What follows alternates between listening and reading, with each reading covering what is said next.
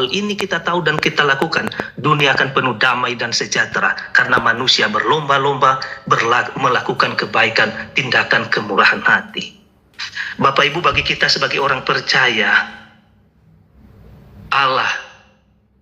Allah yang kita sebut sebagai Bapa itu pernah suatu kali di dalam titik sejarah 2000 tahun yang lalu, Dia menyatakan tindakan kemurahan hatinya yang begitu besar.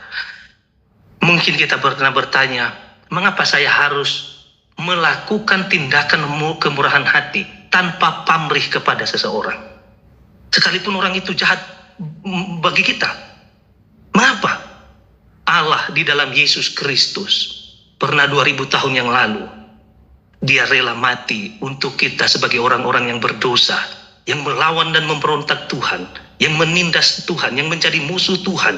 Tetapi Allah yang tanpa pamrih menyatakan cinta kasih-Nya bagi kita, Dia rela menyerahkan anaknya yang tunggal Yesus Kristus tersalib di Kalvari sebagai bukti kasih, kemurahan Allah, kemurahan hati Allah yang begitu besar bagi kita manusia-manusia yang berdosa dan yang akan hilang.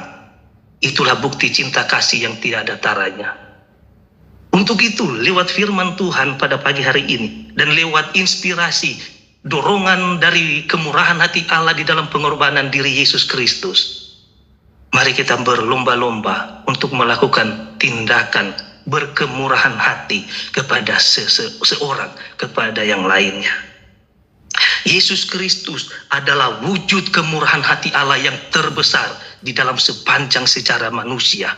Mungkin kita pernah melakukan kebaikan, bermurah hati kepada orang yang bermurah hati kepada kita juga, bukan?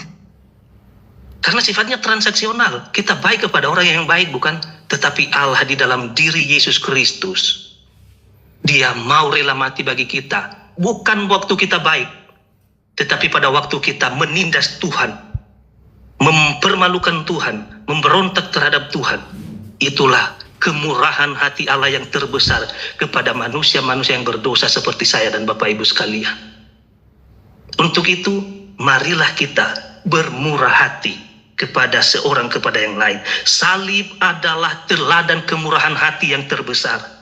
Disitulah pengorbanan kemurahan hati yang terbesar di dalam sepanjang sejarah manusia. Ketika anak Allah dipermalukan di atas Kalvari bagi kita orang-orang yang hina dan yang berdosa. Karena kita telah menerima bukti kasih, kemurahan hati Allah yang terbesar itu, kita dipanggil untuk menyalurkan kemurahan hati kepada semua orang. Singkatnya, Bapak Ibu Saudara sekalian, jadilah pribadi yang menebar kasih dan kebaikan. Karena setiap tindakan kemurahan hati, kebaikan yang kita lakukan adalah investasi kita. Bukan hanya untuk hidup saat ini, bukan hanya untuk pribadi kita, keluarga dan anak-anak kita, tetapi untuk kehidupan kita pada kekekalan.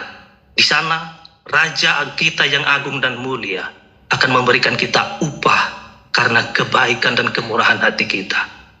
Segala kemuliaan bagi Tuhan. Demikian.